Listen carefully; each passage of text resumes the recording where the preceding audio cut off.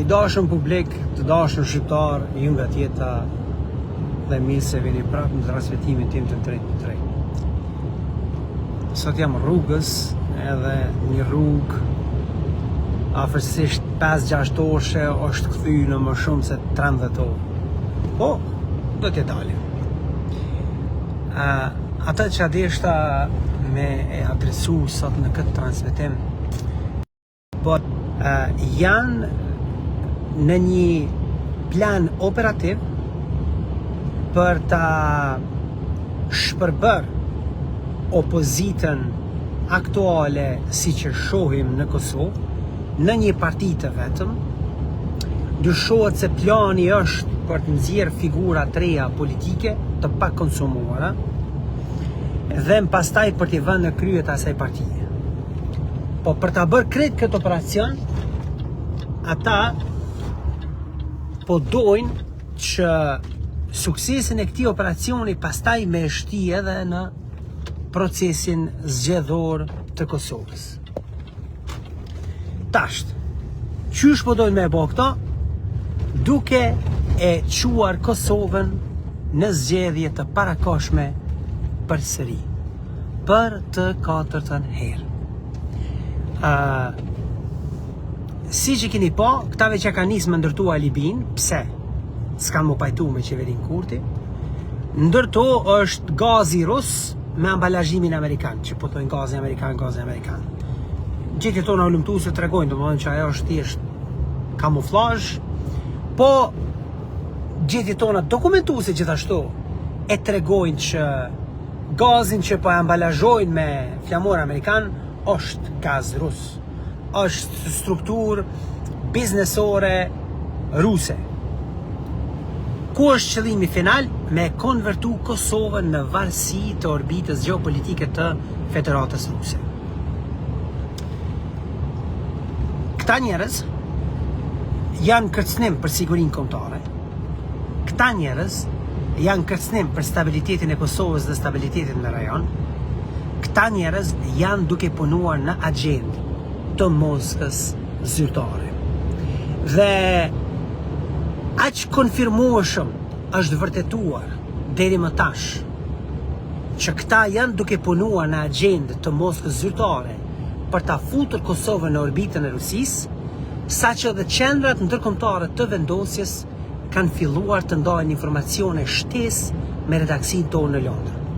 Më herët isha në një telefonat me Londrën, me redaktorin politik Michael Shepard, ku i diskutuam disa prej informacioneve të reja që ai i kishte marrë nëpërmjet komunikimeve me zyrtar të lartë ndërkombëtar të sigurisë, të cilët e vëzhgojnë Ballkanin Perëndimor dhe të cilët janë të interesuar të shpartallojnë operacionet klandestine të entiteteve politike dhe jo politike, gjithashtu edhe mediatike, që punojnë për ta zgjeruar ndikimin rus të kamufluar me patriotizëm.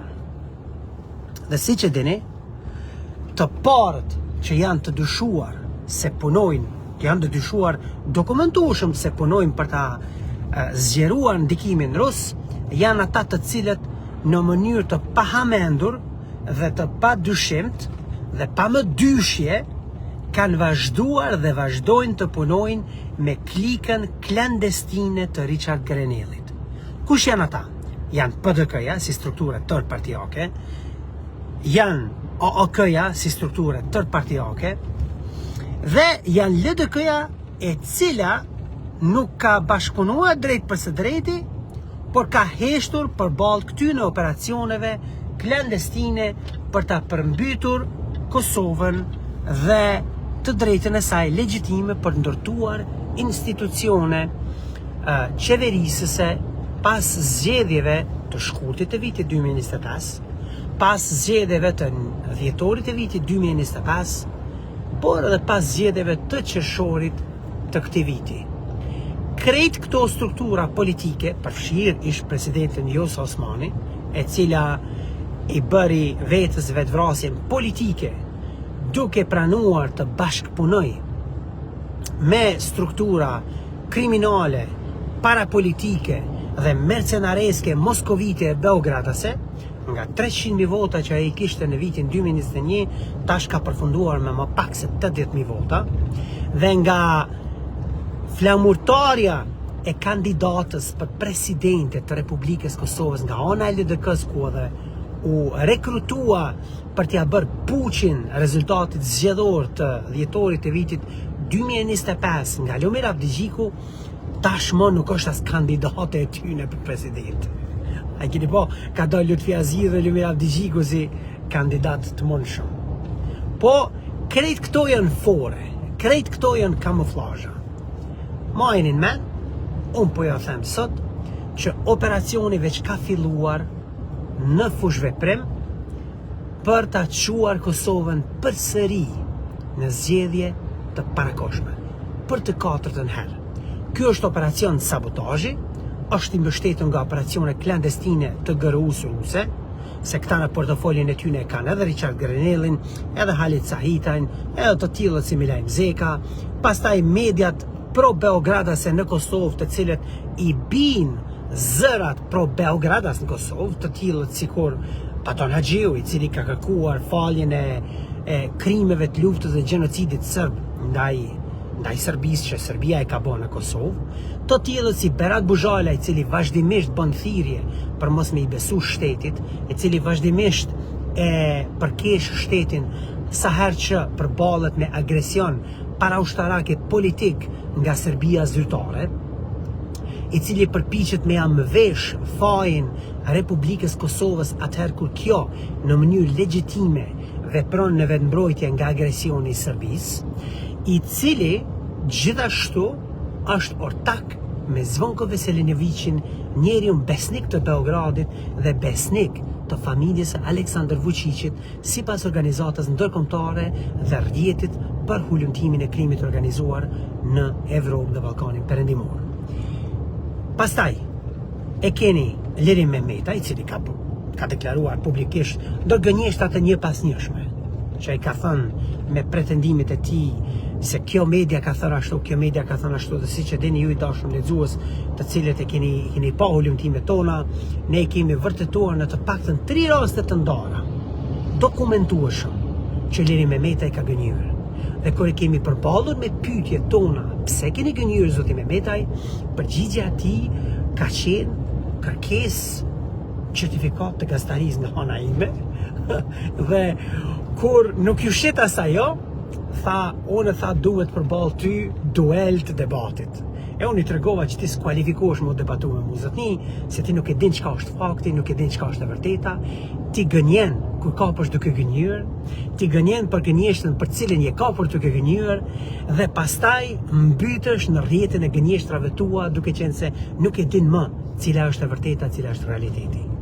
Pas Lirim Mehmetajt, pra gënjeshtarit të dokumentuar dhe njeriu që ka probleme të shëndetit mendor, me sa duket,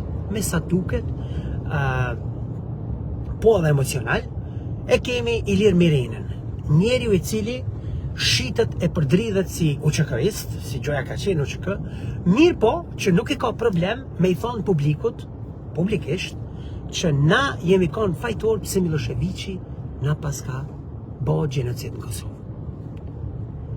E strukturat të tëra të një pas njëshme që ju edhe i dini, po mua emrat s'm kujtohen ka njëherë se jam bo shumë.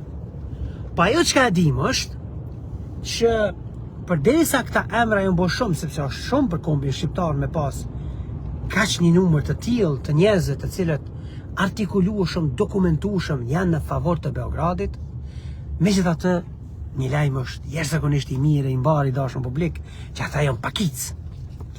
Po ata tingëllojnë si shumicë sepse kanë plaçkit Kosovën për 20 vjet. Edhe tingëllojnë si legjitim sepse janë me kravatën apo studio, me ndriçime, me më thot thash, edhe kanë i fargjue demek që këta po din diçka.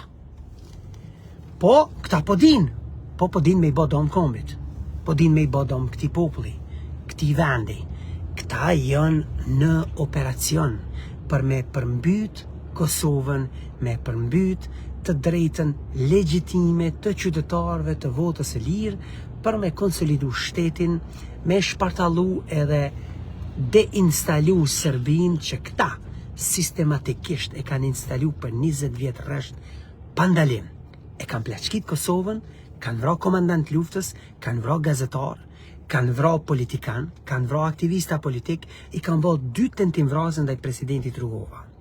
Por, gjithashtu, nuk e kanë lënë pa bërë tentimvrasje ndaj kryeministrit Albin Kurti në shkurt të vitit 2021, tentimvrasjen e dytë që ne jo çmontuam para kohës ka qenë plani për shkurtin e vitit 2025 dhe në zgjedhjet e dhjetorit të vitit 2025, pak para zgjedhjeve, Aleksandar Vulini e pa që rroktarët e tij nuk jo më të zot me bo diçka, aja nisi me qu selame pi Serbisë, qysh Serbia duhet ose me rrëmby Kurtin me burgos, ose me vra. Apo kupton?